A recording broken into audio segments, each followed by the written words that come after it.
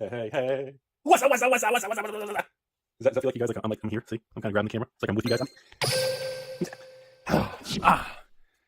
Sorry, I'm a little sweaty. We had a truck and pallet show up, and the pallet was diagonal on the truck, so had to help the driver throw him some bottled water and had to hop in the truck for the last hour trying to rebuild the pallet to get it safely off of the truck. So I'm pretty fried. But I at least want to have talk. I didn't want to leave you guys hanging for a day. I don't want you guys curled up in the field position crying. So today, as we move forward in the world of Magic, we're focusing on Duel Remastered Jump Start 2022. I don't think I filmed here. This is a new area. I've done construction here. We've been expanding shelving units. I bought another 20 sets of these shelves, and I'm building my long-term mega meta system to make sure I have a little bit of each product moving forward. So we're working on the leftover wilderness and moving that around. I think we got some old school Nightfall and base set, and I don't think we have the UFO here yet. And Seance, I barely have any Seance. I got a couple cases. Seance, but hopefully I can get more. So, folks, today we're going to talk about Magic and Dominaria Remastered. So, I really like the product. I'm really excited to do Dominaria Remastered. I want to do some box openings. Today you guys should be watching this video on Friday. I actually was able to get like almost a pallet of Brothers of War collector boxes. There are no more of those. There's no second reprint or anything silly, obviously serialized cards. But I was able to get a bunch from another store here who wanted to raise capital for I think a deposit or something cash flow or something with a distributor in Dominaria Remastered. So I'm very excited actually to get some more Brothers of War collectors. Because I personally really like Brothers of War, and I really think that I've always seen artifacts always my thing. My two favorite things about Magic is always specialty land. You guys know that from 7 years ago when I did my Good Own Land video. And the second favorite thing that I love about Magic is artifacts, colorless artifacts. That's why when I was a wee little whippersnapper, my favorite thing to build in Magic in the 90s was Rudy's like artifact decks, or I guess you guys call them Tron decks now, a bunch of Urza's lands and Mishra's workshops and factories and Triskelions and a bunch of cloths and Sarias and silly stuff and golems, icy manipulators. Never had Gauntlet Might or Illusionary Master or Power 9, I didn't have money. But anyways, so Brothers of War, I'm really impressed with how well it's doing. Most of the supply is completely flushed to the system, and there's no sign of Amazon dump. There's no sign of excess inventory of Brothers of War collectors. So I am very excited to this Friday night offer the patrons one last shot of actually Brothers of War collector box. The same price we sold at $2.9 or something. So we're gonna keep the same price. And I want to at least offer it because I've been having so many patrons saying, "Hey Rudy, I didn't buy Brothers of War collectors from anybody or you or Amazon or anyone because simply put, the last 5 collector boxes were collapsing. So I didn't want to buy it even though I like it. But this one is not collapsing. So I've been getting a lot of patrons actually asking, if I would sell them a half case or a mini case of 6 or 2-3 boxes. So I am gonna run a little leftover Brothers of War collector sale here probably tonight if you're watching this on Friday. So that's very exciting. I know the price has gone up a little bit. I think they're what, $225 plus tax, around $240 shipped online right now. So that's pretty cool. So if you're a patron, you can get a case $20-30 off the box, off market price. You can get a case of 6 and get $150 off. That's pretty cool. But yeah, a lot of patrons. It's interesting to see because everybody. There's none of us can say Brothers of War is a bad product. It's just the emotions and what's happened in the last 60 days. It started off with these goofy comments of price sensitivity and Hasbro laughing at us, then evolved to this Magic 30 proxy reprint thing, and then evolved to we're not going to slow down, who cares? And then evolved to Bank of America laughing. It's been a whirlwind of a moment, and obviously I'm honored to be a part of it in history here as we move forward, I guess. But yeah, so last shot here, Brothers of War, we're going to do that, and then anyways, back to the video. Dominaria. So I'm on the fence. Obviously, I'm going to order and offer to my supporters on a release thing, but I'm on the fence on to order like a half. Like in the past, let me get some context to it. For example, in the past, with Streets, Kamigawa, and all that stuff, all the way into Baldur's Gate, I ordered. Everybody knows I've told over and over. I ordered 8,000 boxes of Baldur's Gate sets, and then of course, I think it was 6,000 Baldur's Gate collectors. So anyways, because of that, and I took those nasty heavy bags and sold them to my supporters, and they got hosed, and then I got stuck with the last 20%, and I got hosed. But the only positive thing is I was able to get a lot more Double Masters to help out with that. Even then, I don't even think the whole process of the loss of Baldur's Gate and the profit on Double Masters, I think I may have broken even the amount of work and time. It was a terrible summer. But anyways, so normally, again, I would order like 8,000 boxes of Baldur's Gate set. We dropped to 6,000 boxes of Dominaria United set. We dropped to 4,000 boxes of Infinity set, or I guess Infinity Draft was only one version. And then we dropped to 1,800 boxes of Brothers War set. Now moving into Dominaria Remastered, this is kind of a specialty product. I would put this in the category of Modern Horizons 2 and Time Spiral Remastered in what I like to call a light, fluffier version of the Masters product. So historically, these particular products, excluding Baldur's Gate, they hold up better. Obviously, people are very skeptical. I'm very skeptical. I even sent out a poll to my patrons, and I had, I didn't get a great response, but I had a good chunk. I had a nice portion of the patrons actually vote on this poll, and essentially, a quarter to a third of the patrons said that, yeah, sure, they'd buy some Rudy, no problem. But another, I think it was like 40% of the patrons said, no, Rudy, I'm just going to support the videos and throw a taco your way and watch the world burn. I have no plans of buying any Magic, even the product's good. And that was a really big chunk, a lot bigger than I expected. And another big chunk of the result essentially depends on the price. I'm price sensitive. I know, it's kind of a meme now. So I can't blame everybody for saying that because the prices can swing so much. But at the same time, if I commit to 5,000 boxes, and if I try to make $20-30 a box, so if I only able to sell half, the small profit of selling this half doesn't even pay for the heavy bags and stuck with the other half. And in the past, I was okay with this because I like keeping positions long term. But now, if that's the case, and the product bombs, well, Hasbro and Amazon just dump all the product at fire sale prices, and I have the system I used to use doesn't work as much anymore. But the fact is, a specialty product. I want to address a couple things. Dominaria Remastered does look like a really good product, and it is important for me and you all watching this to disconnect from how we feel about Hasbro and these morons at the top who just are so disconnected, it's nauseating. And remember, those individuals didn't make Dominaria Remastered. Okay, Dr. Cox and the chickadoo, that chick, President of Wizards. These two people didn't design Brothers of War that's successful. They didn't design Double Masters. They're not designing these two people who are so disconnected about cocktail parties and these individuals didn't make Dominaria Remastered. A bunch of employees and regular workers at Wizards making $50,000 to $75,000 a year, working regular jobs and being part of Magic. They're the ones designing R&D, playtesting, and making these products. Okay, and to me, it looks like they did a really good job. Now the counterpoint is here we go, Rudy. Another reprint of Icy Manipulator, another reprint of Force of Will, reprint number 45, or we got a Tudor reprint site. So some people still remain very upset, triggered, they're still very bothered by the endless reprints, and of course certain cards they use 40 times. Other cards never reprint. So weird. So you have a chunk of the population that's not happy with that, of the constant reprints. You have a chunk of the population that's so angry at Hasbro and Wizards and their corporate ivory tower. It's just so insulting and disconnected. I mean, by the way, like, reading the Wikipedia of what is Magic the Gathering? I gotta go back and check that. That's another video. Did the president of Wizards really not know Magic? And she read the Wikipedia article of what is Magic the Gathering? That's nauseating. But anyways, so this Dominaria Remastered to me, they spoiled the whole set early. The reason for that is because stores aren't pre-ordering and they're cutting the numbers down so much. Wizards went out of their way to drop the whole set in advance to try to lure in more pre-orders because people are cutting back so much. I don't give a shit about what corporate says. I don't care what people make fun of me and Rudy heavy bags. You can say whatever you want. I don't give two fucks. But I'm telling you, Wizards spoiled the entire set early, which is something they normally don't do because stores and pre-orders. I have pretty confident date on this that I'm making up for my left night. That the pre-orders are low, and because people were concerned, just like I was with Jumpstart. And well, they dumped the whole set, so we all know what it is. And Dominator Master was like a decent set. No, it's not going to $1,000 a box. No, this and that. But assuming they have some sort of generic discipline on printing in print run size, the product looks decent. I would expect the collector boxes to be pretty tightly printed because at this point in time, with how much focus is on them, I don't believe Wizards can afford more mainstream CNBC, Wall Street analysts watching these products collapse. So this is a moment in time to put our emotions aside and understand we are actually in a player customer base in a moment where the teeter-totter is slightly tilted in our favor. It's like playing blackjack. You can still lose everything and get host. But there are moments, for you card counters out there, there are moments that the deck can be slightly in your favor. And I believe moving into 2023 right now, this is one of those moments where we have a slightly favorable odds because they are under the microscope. And if Dominator, let me just change this. If Dominator Master comes out and it collapses like Baldur's Gate, which I don't think is going to happen, I'm going to be on record for it. So if you guys want to clip it out of context, whatever, that's fine. But I don't believe, I'm going to make this very clear. I'm ordering my Dominator Remaster position, drafting collector. I'm going to offer it to patrons. I'm going to try to keep this for myself, and I'm going to try to do a couple box openings, let some patrons. We're going to try to go back. But I don't believe it's going to collapse because I believe if it does, with how much scrutiny and how much mainstream attention they're getting, it could cost some of these people their jobs. So I believe we are actually in a moment now where, I hate to say it this way, because I know how I feel, I know how most of you all feel, and I know Ruby's been spearheading the crusade, I'll use that word. I've been leading the crusade against Hasbro on how stupid they are, but actually this is the moment we need to somehow focus on being more greedy. That's my opinion. This is a long-term investment mindset. These are the moments when you don't want to do it. I don't feel like they deserve the business and money, because that's how I feel. In finance, you guys, me, my ex, your goldfish, and my stepsister, I don't have a stepsister, I would like a stepsister. None of us care about the feelings. And these are the times to push that aside and actually be more greedy. And I'm battling my own emotions with that, and as I'm sure many of you are also. But the facts remain. The worst part about Dominator Master, in my opinion, is, well, I don't see any extreme lottery hidden cards. There's no pure life cards. There's no masterpieces. And the land cycle card is what triggers me. Why the fuck are you not putting some sort of shockland, fetch land, enemy, ally, anything? Some sort of attractive land cycle. Because I'm a very big fan of using land cycle, helping to support a safety net and a product. But, the fact remains, they do have the world famous Force of Will, a tutor cycle, a lot of other good rares and mythics, and of course a lot of jank and bulk, which good old Wizards of the Coast. But there is enough in there to prevent a full collapse. Does that make sense? There's enough in there. The collector boxes, even at 300 on the market right now, plus tax that people are buying all day long on TCG Player. People think that's 320 out the door, which I think is a little much, but that's my opinion. Unless again, news comes out where there's a bottleneck and distributors jack the price and something changes. I don't know. And it could be a good price, but as of right now, that $320 price with shipping and taxes for a Dominator Master collector box seems a little pricey. And even if that drops to $260, 20% off, we can't have a situation where these Dominator Master collector boxes follow the path of a Baldur's Gate because there's too many cards that are desirable in this remastered version, plus old retro card frame, all this crap. So you can't have Dominator Master boxes collapse to 140. That's what I'm getting. Kind of how Baldur's Gate collectors went from 300 to 250 release to they just collapsed. They bottomed out around 140s or 130s. Now they've been kind of hovering back to 150. So I don't see that's a positive thing. I genuinely, in my opinion, of course I've been wrong all the time. Because I'm make sure they're aware of that. Rudy's always wrong. Make shut up. I love you too. But I don't think the data supports even a small possibility that this item can go to the 120, 130, 140 collector boxes, not draft collector. Because at that point you have an inverted EV, and even I would just say, well, screw it. I'll just not sell the product for that. I'll open them all, and I'll just take mythics and rares and just sell the singles. So I think there's enough of that as a safety net where we're not going to have that extreme worry. And the draft box is being priced, I believe, the same as a little more than Time Spell Remastered. I think the draft really 140, 150 wholesale. So let's figure the worst, 150. Even at 150 wholesale, 2%, credit card fees, handling all this crap to distributors. Even with all their fees combined. Let's say at even 150, I think it's like 148 or 140, I don't know, 150. Let's make an even number with credit card fees and everything. Even at 150, what's the market now? 200 plus tax, so what? 210. So even if that drops 20% to the 170s, 180s, the amount of cards in this item, it's going to be very difficult for this booster box to go down to 99 or 100 to be inverted and collapse. Because I think there is nothing in the product to support it. Now, to the other side of the coin, we remain in a bear market. The global economy is a shit show. Your stepsister is walking funny. Taco Bell continues to increase prices on the taco index. Okay, BitConnect is not recovered. Okay, the world's a very volatile place. Okay, Ruby's hair is still falling out, and I remain price sensitive. And of course, based on all of this, I need to make it very clear to you all that if you decide to buy this, or if you decide to buy it from me, or you decide to buy it from your local OGS, or Papa Basil's PeanutRocket.com, no matter what you buy it from, do not expect to buy this product and to double your money or make any pennies or profit in the short term. I'll be very clear. We remain in a bear market, inflationary, consumer-crushing, turbulent economy. Things aren't going to zero. It's not in that kind of extreme. But the cost of capital continues to rise. The Fed says they're going to do it 25, 50 basis points here in the next week or two.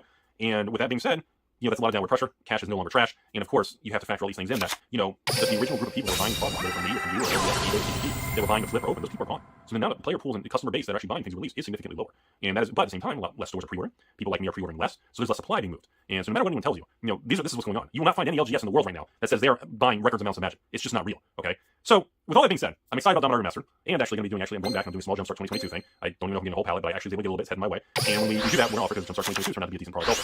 So I'm very excited about all that. And I just want to give you all my opinion, and that I'm very positive on Dominator Remastered. I'm very hard to shift my emotions and Hasbro and attitude away from this product that was created by a bunch of normal employees at this company with rich people at the top that are disconnected. So I'm trying to disconnect my emotions and focus that, we can't penalize a product that's decent over a bunch of corporate disconnected morons at cocktail parties and goofy stories.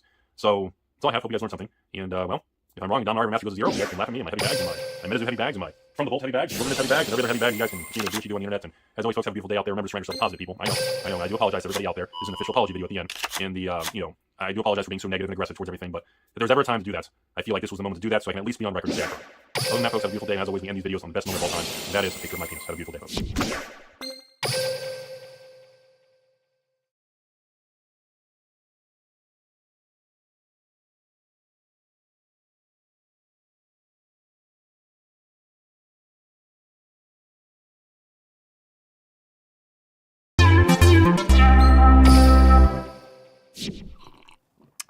Oh, hello. 1 year ago, I ordered this. Secret lair. Heads I win, tails you lose, and it took them 1 year for them to actually deliver it. Well, it was a few days shy of a year. Here are my receipts. You can see that it arrived on November 30th, which, yes, technically is not a full year. Oh no, hashtag clickbait title, but come on, that's a year. It took a year for this to arrive. I understand that there were shipping and production issues involved we have just gotten out of or are still in the middle of, depending on who you ask. A global pandemic, chaos, canals were jammed. Was that the canal jammed with this? Anyway, I get it. There were delays, but 1 year, that was significant. The apology was 2 Kamigawa collector boosters. So that's the apology for 1 year. What I will be doing today is, in addition to opening those booster packs up, I'm going to open up Secret Lair. Heads I win, tails you lose, and see what it looks like. I actually was really excited for this. It was a product that got me into the idea of what Secret Lairs could be, largely because this was based off of Gavin Verhey's own coin flip commander deck. So I want to talk about all of that. Is this a good product? Is it okay that it took this long to arrive? What do I really think? Like, this is unscripted. Here we go. People seem to like these. An unscripted opening and chat video just about the truth. My truth, not the truth. My truth about Secret Lairs. And so why don't you pull up a seat, get a cup of coffee, put on some lo-fi hip-hop and beats to sleeve cards to, and we're going to sleeve up this deck because I'm going to play with it. So I have the choices here of Dragon Shield. I love the matte duels. I've got Peach and Furry. I'm not a furry, so oh wait, it's Fury. All right, I have my Fury. My absolute fury. I English major. My absolute fury at what happened with the Secret Lair. I'm not really furious about it, to be honest with you. That's another thing too. I think it's a joke that it took so long and was so delayed. But I'm not really furious. I think I'm kind of numb to it at this point. At least it came. Oh, these are lovely. It's kind of a red thing, and I'm going to double sleeve. Let's take this out. We'll arrange this in the optimal way. You ever want a video where I'm just sleeving cards? Here it is. All right, so I have seen that a lot of people, I need a knife or something. I don't have a knife. Where's my professor knife? Yeah, this works. I have seen a lot of videos where people, there we go, have said that there was some damage or other issues with the cards. Obviously, whether my cards are damaged or not. Oh, thank you for being a part of Secret Lair. You know, it would be better than just a blank card, like something. Like, well, I guess they gave us the collector boosters. I don't know. What do you do? They didn't want it to be delayed. It's just incompetence. Don't attribute to malice what you can attribute to just general incompetence. All right, so we've got this little deck box here. It's lovely. It's not going to hold them sleeved, though, so this box is useless to us. Here's the coin. I know a lot of people showed that their coin was broken. Mine is not. That doesn't mean that they weren't arriving broken. The fact that yours did. It's plasticky. I thought it was going to be metal. I don't know. It's plasticky. I would say that the real issue isn't whether or not. It's kind of cool. You know, it would be nice if it was an actual coin. Like, do you remember when Game Nights did that fundraiser to help them get a new camera or something early on, and they offered these little coins? I think Vlog Brothers did it too. It's a cool thing. I should do that next time I need a new camera. But they made this little thank you. They're like, hey, you're kind of like funding the show, and they gave this cool coin. It was metal. It's weird that they couldn't do a cool metal coin. The real test isn't whether or not you received a broken one. The real test is whether or not if you received a broken one, they will take care of you. And that's what people need to focus on. People are making Reddit threads that say, I got a broken coin. And yeah, that's important information to know. But the real question is not did you get a broken coin, but did they make right on the broken coin? Because if they did not make right on the broken coin, that is information that we need. So this feels thicker. I don't think this is the card. I think this is one of those proxy cards. This is extra thick. So we've got a Zinder Split and Eye of Wisdom and Zinder Split, Eye of Wisdom. All right, that was the thing. It's double-sided, but who cares because it's the same card on each side. That's kind of cool. There's no text. My feeling has always been that I like actual Magic cards more than these proxies, but this is kind of cool. It's just cardboard. You know, same thing here. Like, this is neat. It's where I feel they could have risen to maybe doing something a little more. Remember, they used to give actual plastic life keepers? Imagine this material and it being a kind of life counter or something. I don't know. You know, you can always do more. So here's the actual cards, right? So the way this worked looks a little, not as shiny as I might like. Oof, that end is shiny. So I guess the whole thing is it's double-sided, but it's not like a flip card. So I choose the side. So which artwork do I like? The blue or this? I kind of like the more subtle. I'll go with this. So it doesn't really matter. I thought for a second, oh, do I need like transparent sleeves? But the fact that this is double-sided is meaningless for gameplay. It's just my preference. So that's a weird sort of thing. And we've got Eye of Chaos. Curling on this is, not that bad. So a lot of people say, oh, when both sides are foiled, does it still curl? And the answer is yes. It still curls when both sides are foiled. The curling is not, it isn't like some even distribution that cancels it out. In fact, foil cards that are double-sided can curl even worse sometimes. It really has to do with the overall materials used. Propaganda is really cool. And then the other side to it is this. So that's neat. So the idea is I get to pick which side. I can honestly say that the foiling is a little dull here, a little muted. I like the artwork. I think the entire deck should have been foil. And we're doing the foils now, and I believe that it's that half the deck is foil, then when we get down here, half the deck is not. And I think that's something that's a little bit of a dud. Why not do a full foil deck? I used to have a product called Premium Deck Series. Ask your father, ask your mother. And Premium Deck Series was 100 foil cards for $40. And that's where my Slivers commander deck, you can see me play Slivers on some of the commander shows. I take Pup Chalks, and I think I played one on Extra Turns. That's where that comes from. Is I took the Premium Deck Series, 100 foil cards, Slivers, and I upgraded it to a commander deck. So that's it for the special artwork, too. It's only these 5 cards or whatever, and that's another thing I found a little disappointing. I mean, I get that's a lot. The idea of making the entire deck special art, so we're not doing double-sided anymore. It's just these 5 cards. They're all weird. Look at that already. Look at that already. Oh, God. So, fine. You can't commission new artwork for 100 cards. That's crazy. Or I guess not 100 because there's basic lands, but close to it. Fine. But at least make the entire deck foil, right? Shouldn't the entire deck be foil? This is a neat way to get cards like, foil Blasphemous Act, or foil, Duretti here. Other cards that maybe haven't been offered in foil before. I really liked the idea of this secret lair in a big way. I especially liked that this was one of Gavin's decks. I thought that could have opened up the possibility for, you're not going to do me. You're not. They don't talk to me. They don't like me. I get it to a degree. Sometimes that hurts, but I get it. But come on, there's so many opportunities. Where's Mark Rosewater's Commander deck? Oh, wait, he doesn't play Commander. Jimmy and Josh. You can take Jimmy and Josh. You can take Sheldon. You can take community members other than me, or Wizards of the Coast people get, Carmen Handy's Commander deck. Other cool things like that. You downgraded a little bit like they did here. Gavin has posted his list, and obviously he has much better cards in his final list, but in all honesty, this was very close. You can go back and watch my original video, and I complained about how they downgraded, the land base and whatnot. But for the most part, this really is, it's Gavin's deck. It's in foil. It's $1 a card. I wish the whole thing had been foil instead of half. $100 is a lot for a Commander deck, but that's where we're headed. The idea behind this is sound. I think this could have been expanded to even other formats. Imagine taking the top 4 decks of Pro Tour and offering special foiled out versions of them. Cool artwork, signatures in gold, and then, you get that, and even if it arrives late, hopefully not a year late, you can make a little battle box out of it. I always liked doing that with the old collector editions, stuff like that. Secret Lair, all in all, is a great example of what could be, and still is to a lesser extent, a really good idea that Wizards executed sloppily. They just went over the top with it. Imagine if they had a little bit of self-restraint, dignity. They could have used it as a way to really bring something to the community, but instead, it's so profitable that they went so all in on it. That it's just like everything at once, and it loses some of that dignity. It loses some of that prestige, I'm going to say. When you just do 15 secret layers a month in every different wild art style, it kind of feels like who cares anymore.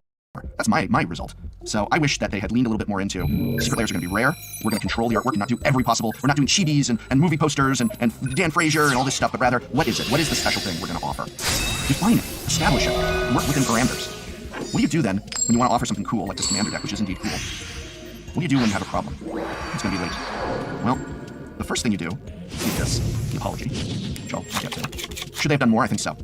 I think they should have given everybody this, to be honest with you. Everybody that ordered this should have maybe gotten this, a token, good, for 1 secret layer. Now, this is $100, and most secret layers are $29.99, and most secret layers do not cost Wizards of the Coast $29.99 to make. They probably cost Wizards of the Coast $1 or $2 to make. It's probably incredibly affordable. Oh, don't skewer me now because I said probably. Oh, what's he doing talking about that? Oh, I'm gonna get angry letters. No, I'm not anymore because that's their dumb talking. But it costs them very little to make a secret layer. Give everybody a token that you can redeem for 1 free secret layer as an apology for taking it here. Are you gonna lose money doing that? You're gonna lose potential money. You're not refunding anybody. You're just saying we're giving you a credit for a thing that costs us, whatever, $5, $10. You didn't lose sales. You made them. I think this was probably a great selling secret layer. The value was certainly there, if you watched my video. I don't know. People say if I actually worked for Wizards of the Coast, I'd be fired day one with crazy ideas like that, and that's true. That's why I don't work for Wizards of the Coast. I work for you, and I'm glad to. But I hope your secret layer arrived in as good condition as mine. This looks really well, and I hope that if it didn't arrive in good condition, there's nothing. No issue along the edges. The foiling's really dull, though. I'll say that. This is that dull foiling. Like, I can't even... This is a foil card, and it's got that kind of burnished look to it, or is the term, like, gloss? Brushed? Not a fan. I like the more sparkle, like what they did with the Warhammer decks. Why can't we have a clear and consistent foiling concept? Never mind the fact that they curl, but why not just establish this is the best looking foils we can make, and that's what we make. Why have 6 different varieties of foils? Why have it so that foils from Strixhaven look different and better than foils from Dominaria United? Why not just say this is the best we can do, and we do that? How's that for a policy? I feel that's another issue. Wizards makes a great game, but that doesn't mean they make it out of the best materials they want. What's it matter if we buy it? That's a question a lot of people ask. Why would they if we buy it? Well, I don't know the answer to that. But it is frustrating. I will say, these foils are not particularly bad. Now, one rumor I heard. Here we go with rumors again. I hate that I got yelled at over just speculating once. Now it affects me forever because I'm such a sensitive baby. Because I don't like getting yelled at. I'm very sensitive. One person is mean to me and it hurts my trauma. But there was a rumor, or a speculation going around, that one of the issues here was that doing this deck in all foil and double-sided and some non-foil, it's not all foil, right? Like, these cards are not, right? These cards are not foil. So there was some belief that doing it like that is what made the production process really delay, that it wasn't a jammed canal or a pandemic, but rather what it was simply they thought it would be easy to print out a Commander deck that had double-faced cards, foil cards, and non-foil cards, or at least they thought they could do it, and then the company was like, hey, this is really hard, and they had issues, and maybe they had to go to a different company, who knows, and that might be part of it. Another issue with this is how big is this deck going to be? Remember, foils are typically thicker than non-foils, because they have an extra layer in them. That's why when you do an entire blinged out Commander deck, you double sleeve it in Dragon Shields, it doesn't fit in your wonderful Ultimate Guard Boulder. because all the foiling has made it thicker. The reason the Warhammer Commander decks curled like potato chips more so than normal was likely that they realized when they printed 100 foil cards it was way too big, and they tried to make the cardstock thinner, and that made it more susceptible to foiling. Uh-oh, are we in the basic lands now? Oh no. Now here's another thing that ticks me off. Look at this. They're going to give us basic land foils. 1, 2, 3, 4, 5, 6, 7, 8, 9, 10, 11, 12, 13, 14, 15 foil basic lands, and now we're into the non-foils. And 1, 2, 3, 4, 5, 6, 7, 8, 9, 10, 11, 12, 13, 14, 15. These could have been foils instead. This costs the same as this. Why not give us foil Academy Ruins, foil all of this? And the Warhammer decks were all foil, so why not make this all foil? Why do all this mix and match, pick and snitch stuff? I don't know. It's very weird. Is this deck going to fit in my deck box? That's going to be something we look at the end. So, at the end of the day, secret layers are not necessarily hurting anyone. Are they business that could have been in local game stores? Not necessarily. In fact, many local game stores buy secret layers just like you or I to save and resell later. In fact, that's what is happening to a lot of local game stores as Wizards of the Coast continues to kind of ignore them and offer deals on Amazon for less than they charge local game stores for their product. And a local game store is just turning into a place that is no different than you or I. Simply they're choosing to make buying and reselling stuff their primary model. I hear a lot of local game stores are shifting away from Magic because Wizards is just not giving them a very good deal anymore. These Amazon clearance sales cheaper than they charge, all this unwanted product. It's really a shame. It feels like when business is good, you can make efforts to share that wealth with the people that helped you get that wealth. That's how I see it. As my channel grows and people support me more, I pay people more. What I was paying people to write scripts 2-3 years ago is not what I pay people now. What I was paying people to help with editing is not what I pay people now. I could probably still get away with it, but as the channel made more money, my response was to put that more money into the channel. I bought new cameras. I didn't need to. I could have kept using the same crappy cameras. They were crappy. The same okay cameras as I'd been using. But more money came in, and I thought, well, let's get some new cameras. Let's pay my writers more. Let's pay my editors more. Things like that. It's always been my philosophy. That's why I will never be a filthy rich YouTuber. But that's also why I am proud of what I do. Is Wizards of the Coast proud of Magic the Gathering? Are they proud of themselves? Does that question make sense? I oftentimes feel Wizards of the Coast is embarrassed by, or almost not proud of Magic so much as what they can get from it. You see this in the story, which is less and less relevant and present. You see this in the fact that almost all... Have you noticed that, like, flavor text is all just becoming jokes? That cards are just all becoming, more and more they're leaning into, even in main sets. This, oh, it's a kitty cat, it's a dog, it's all this memes and jokes. I'm not against that. There was always fun stuff that was sprinkled into a series and a set that took itself seriously. I don't think Magic takes itself seriously anymore. I feel like it's a lot more like Flux. Did you ever play Flux? I hate Flux. No offense. If you like it, I'm sorry. I hated Flux. Flux was just gibberish. You turn over a card, and what happens, happens. And everything's a joke, and everything's goofy, and there's no larger narrative. It's like Magic's turning into that in a lot of ways. It's really too bad. But I still love it, and I still love playing it. Somebody asked me a question, actually. They said, like, you seem like you don't like Magic anymore, and it's not that. In fact, it's the opposite. I love Magic. I love playing this game. It's what I do in my free time. I just don't love that it is going in a direction that I feel is not good for it or for the game. And I'm so passionate about it that it sucks to see. It hurts to see.